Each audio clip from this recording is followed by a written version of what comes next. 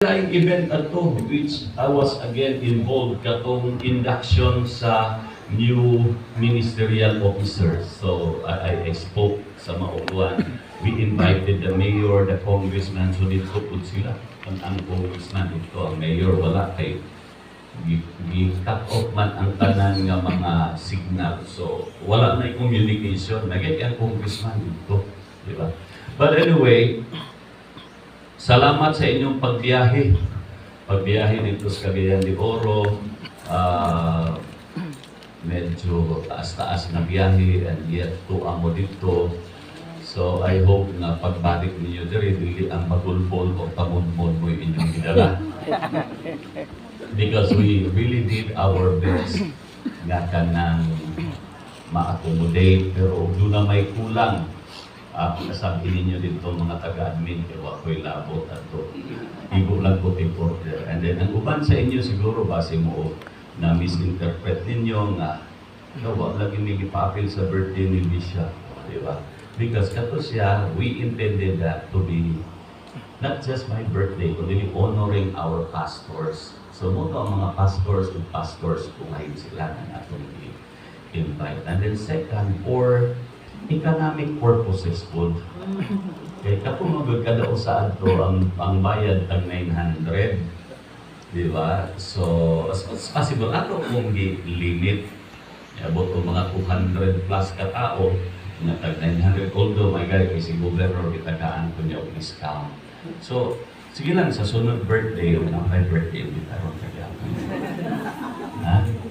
Dili na dito, katuro magod kay 60th birthday. Diba, there was a time na nag-birthday ko na tanan tamang mo giimbita dito sa akong balay. Diba? So, ayun na lang yung tikalain. Huwag yung mga imbita ro, huwag makaparada na akong mindot nga gown. Napay sunod na. Napay sunod ulit pa mo balik sa Jesus. Diba? Last week, dito ko sa Batangas, I was invited to speak sa Osaka. Provincial Ministerial Anniversary kung God Bless Batangas na movement. There were around 700 people na nag-appeal sa mga conference. 500 pastors and then 200. One of our pastor is going out sa Blessed Hope. Now, ako kasabot yung ko anak. Kung panalitan mo yung mo nga, gawas sa Blessed Hope. Dili gid ko kana bitaw ayaw mo kabalaka nga malain si Bisha, malain si Pastor Ed kay base og lahi ang direksyon na gilid na po ni Lord sa inyo, di ba?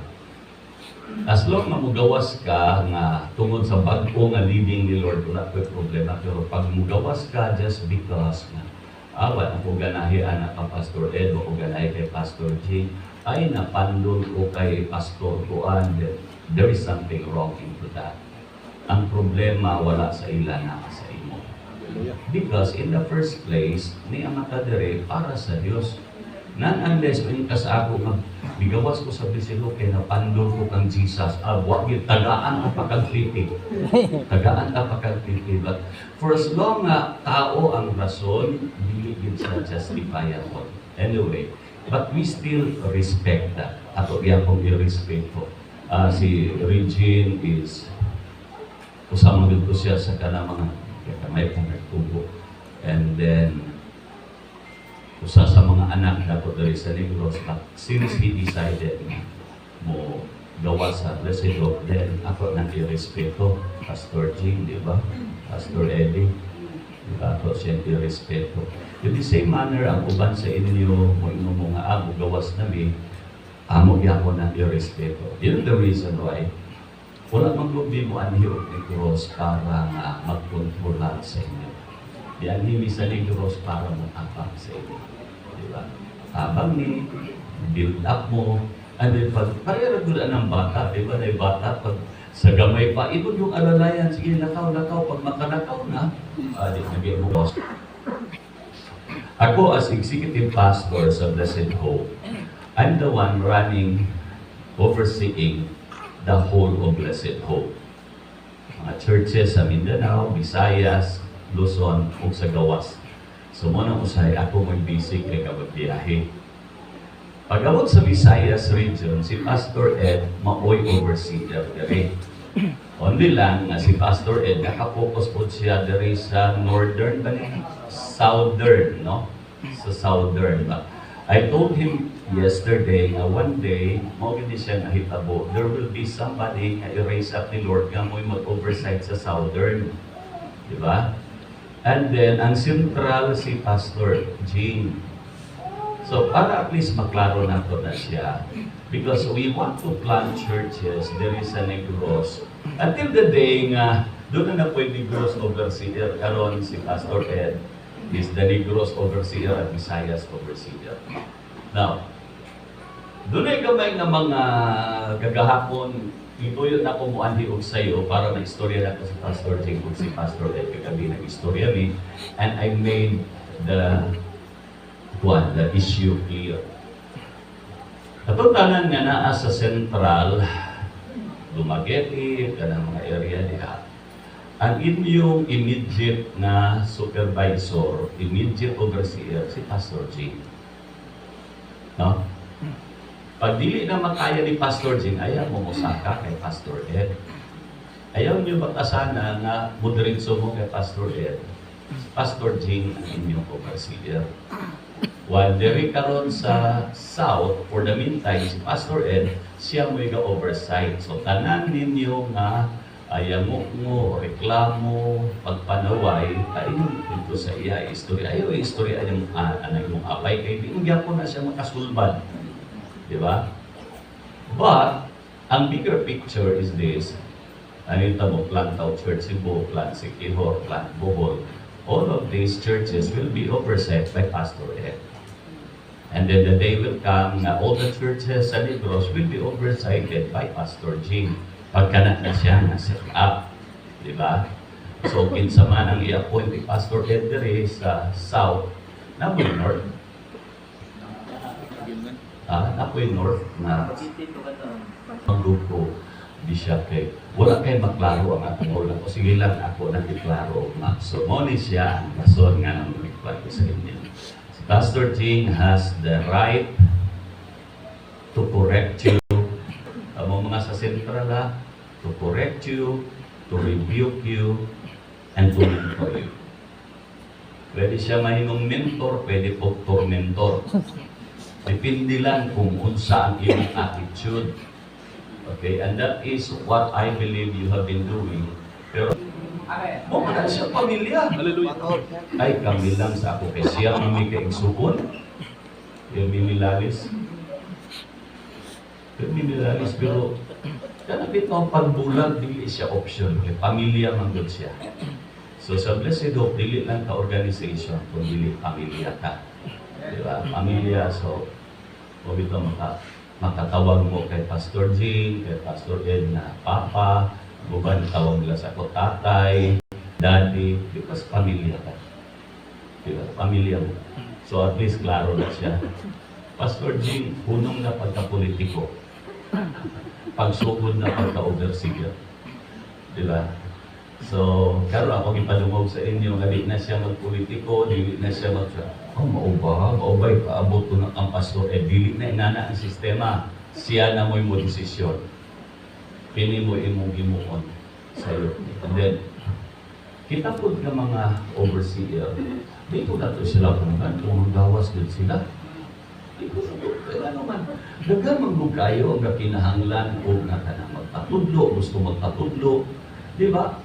Kung sa Tagalog pa, sa Bible hanapin nyo yung nawawala, hindi yung nagwawala. Daghan po kayo mga pastor na wala, hindi nagpakita sa nawala, katunang nagwawala ang ilang gagatingan. So, atong i-espera itong kaugalingon. Ako, pag doon ay problema, sige lang, atong istoryahan ako ma. Ay, mauni mahitabo, maayo tamo plan, kita kabalo mo pag-grow.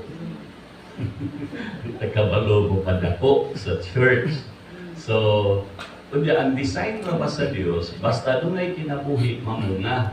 Balita galit mo diya doon ay kinabuhi, mamuna kina siya, mamunga para ma-reproduce siya after its own time. tao, baka, baboy, isda, tanan, basta doon ay kinabuhi, bisan kahoy, punuan sa mangga, basta doon ay kinabuhi, mo tubo kita siya, niya grow niya, pagkahuman mamunga. Ang problema sa ato, daghang mga churches, ito agad na tanong, wala mo grow. So wala na bunga. So ang ilang membro, ang ilang parinti. Ang ilang membro, yung asawa, yung tulog ka anak, niya dahil katong in-laws niya. Then other than that, na makaanak-anak na ka ng mga ikagaw. Pero, hindi man ko na ko i-design sa Diyos. Ang design sa Diyos sa ato is that our churches will grow. Pagkutana lang taro, kung saan man. Diba, nagtudlo ko about disciple making last time. Si John Maxwell, nag-inom siya, everything rises and falls on leadership. Everything. Pag ang church mo grow, it's because of the leader. Pag ang church dili mo grow, it's because of the leader. Until the time na ato na siyang dawaton, kaya kita mo'y angay i-blame, pag di mo grow ang atong church, our church will not grow.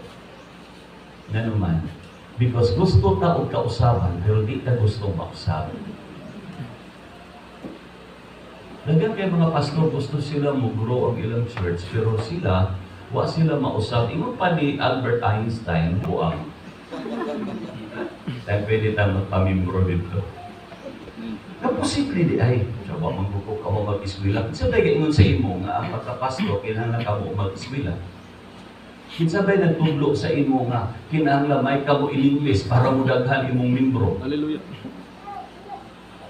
Usa sa pinakadako nga church ako nakita karon nga sa tribo dito sa kato I don't think siya nakauban sa inyo sa ako dito sa tungason pa nimo sa kay kaghabal-habal niya. Sa strategy. Diba? Doing something differently. Oh, kaya mo okay. Di aman gali ka mo 500 square meters na ipaligya sa likodo o sa hektaryaw pila man atong inayinayag bayad himo na tong misteryo ato ring announce katong gustong magpablubong diri kinala membro mo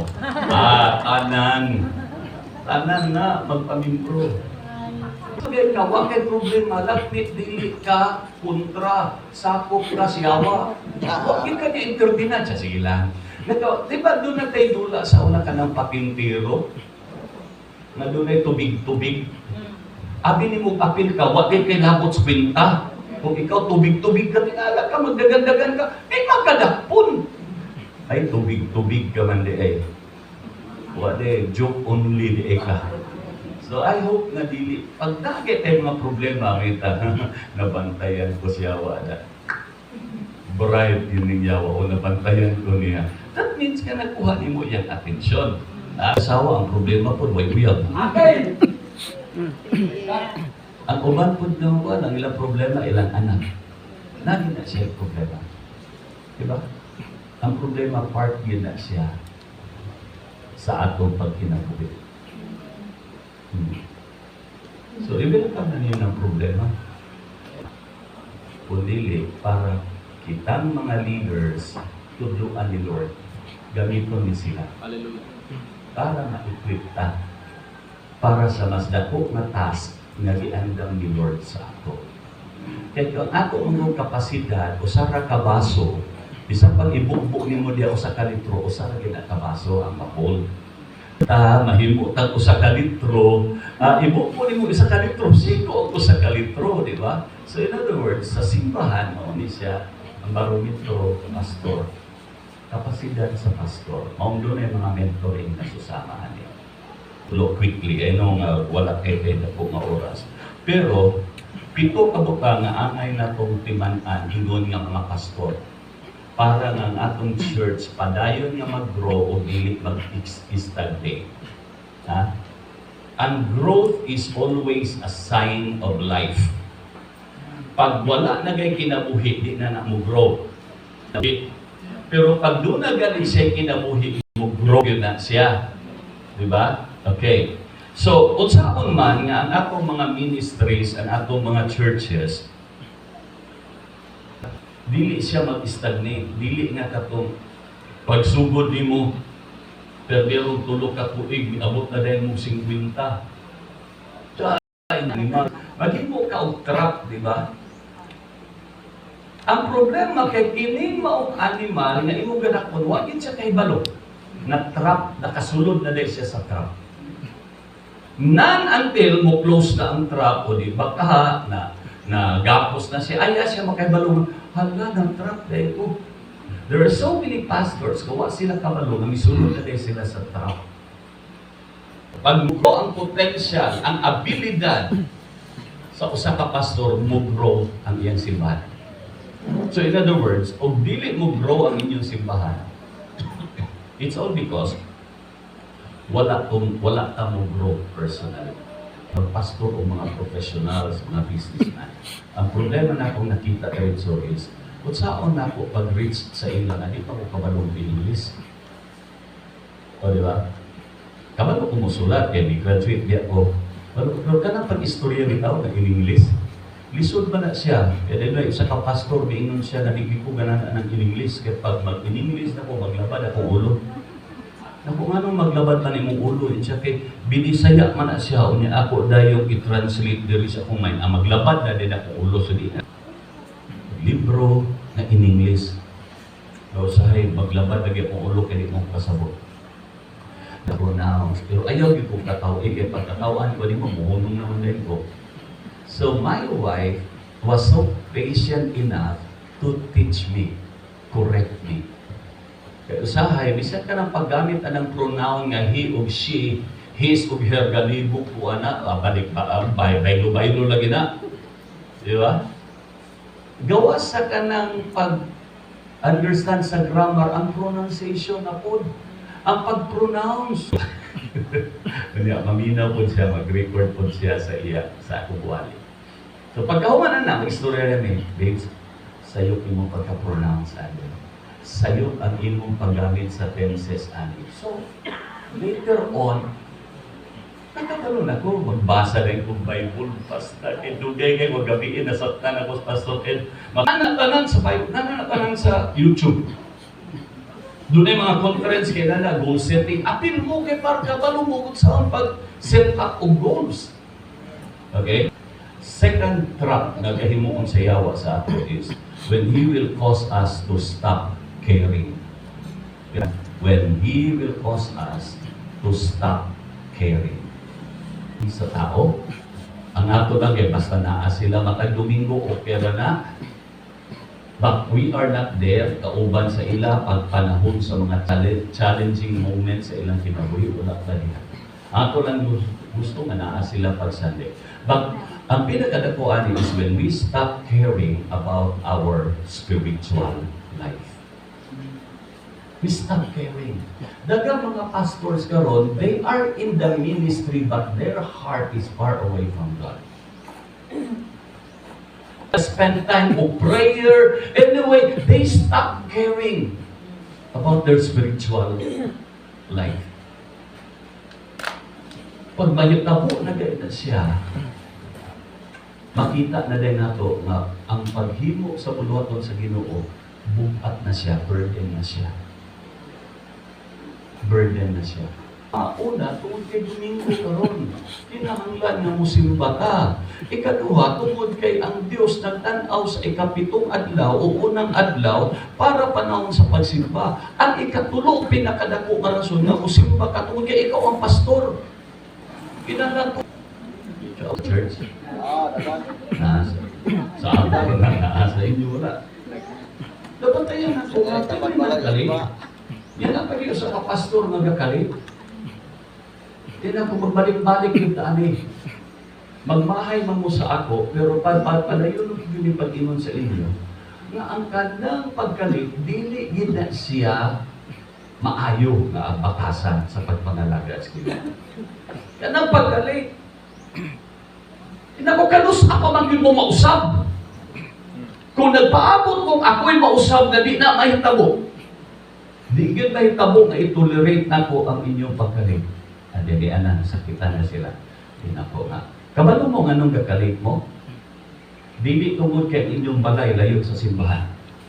Kung dili ang inyong kasing-kasing layo sa Diyos. Mao nang gakalit mo. Nasakitan Sa grabe sa si Bishop. Grabe sa si Bishop. Lugar ang puto, pasabot na layo namin kay the Lord. May istorya sa ako, ang iyang coach. Bishop Mauli, naku, Ignacia, ang istorya sa ako, Bishop istorya Ignacia, na si Lord dili layo siya mo nagkalayo. Pali ka mali dito na nakasimba. So, ayun po na Bishop. Dago pa magbumigay mo kung Bishop, medyo may mali. Inako, sumili niyo yung adlaw alas 4 para di mo mali. Uy, sunod Domingo, nakatuon. Hallelujah. Ulit na una pa. Pero di nadugay kayo. Tunga-tunga na sa worship. Tunga-tunga na sa praise and worship. Kapag sa una kay, pag mukindog na ko, ayaw po sila manulod, mura ka nang wala na bitaw praise and worship. Tapos sa inyo, isimbahan. Si Lord lang may importante. Uy, susunod, na. Pagsugod sa worship, nana sila. Di ba? Nag-improve. At in the day, kay, pag-abot na kautang po na sila, Bishop na ikaw din na ulang See?